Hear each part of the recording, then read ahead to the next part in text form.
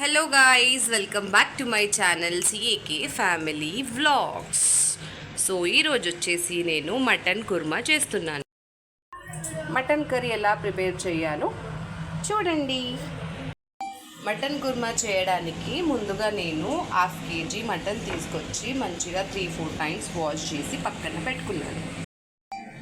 Mutton కుర్మాకి ముందుగా నేను కావాల్సిన పేస్ట్కి కాజు అండ్ కొబ్బరి పొడి తీసుకున్నాను. దీనికి ఫైన్ పేస్ట్ చేసుకోవాలి మిక్సీలో. నెక్స్ట్ వచ్చేసి 2 ఉల్లిగడ్డలు అండ్ 2 చిన్న టమాటోలు తీసుకొని కట్ చేసుకొని ఫ్రై చేసుకున్నాను. దీన్ని కూడా పేస్ట్ చేసుకోవాలి. కాజు పేస్ట్ ఇంకా టమాటో ఉల్లిగడ్డ పేస్ట్ రెడీ అయిపోయింది.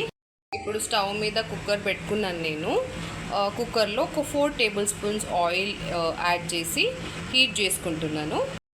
ఆయిల్ హీట్ అయిపోయింది. దాంట్లో నేను గరం మసాలా, పట్ట లవంగి, ఇలాయచి అండ్ షాయి జీరా, బగారా పత్తా వేసుకొని నేను కొద్దిగా లైట్గా ఫ్రై చేసుకుంటున్నాను. ఇప్పుడు దీంట్లో పుదీనా, కరివేపాకు ఇంకా పచ్చిమిర్చి వేసుకున్నాను. దీన్ని కూడా కొద్దిగా లైట్గా ఫ్రై చేసుకుంటున్నాను.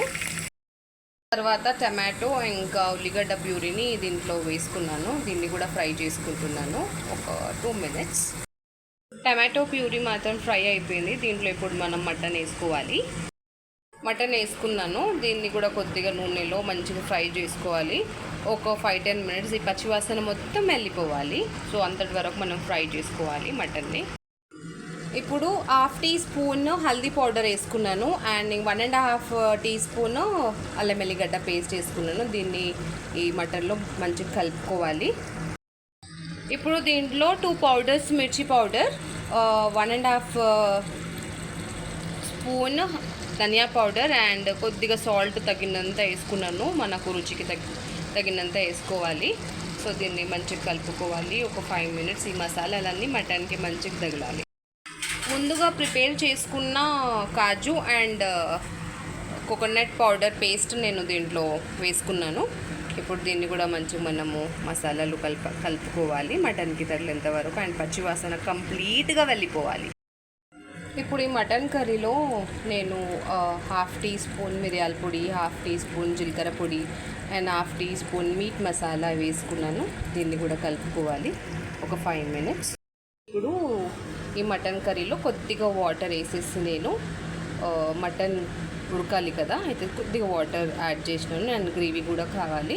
సో నేను కొద్దిగా వాటర్ వేసి కుక్కర్ మూత పెట్టేస్తాను. ఒక 5 whistles తర్వాత మనము దీన్ని దింపుకొని పైన నుంచి గరం మసాలా పొడి వేసేసి ఇంకా సర్వ్ చేసుకొని తినేయడమే. 5 whistles తర్వాత కుక్కర్ లిడ్ తీసేసాను. సో కర్రీ ఆల్మోస్ట్ ప్రిపేర్ అయిపోయింది. ఇప్పుడు లాస్ట్కి కొత్తిమీర, గరం మసాలా పౌడర్ అండ్ కసూరి మేతి దీంట్లో వేసేసి ఒక 5 minutes బాగా ఉడకనివ్వాలి, లైట్గా ఉడకనివ్వాలి. సో దీని తర్వాత సర్వ్ చేసుకొని తినేయచ్చు. Finally mutton curry is ready. Serving బౌల్లో తీసుకున్నాను. ఇప్పుడు మీరు దీని మటన్ కర్రీ ప్లెయిన్ రైస్తో అన్నా, రోటీతో అన్నా అండ్ బగారా రైస్తో కూడా తినొచ్చు. నేను ఇంట్లో బగారా రైస్ కూడా వండాను. So enjoy. Thank you for watching my video.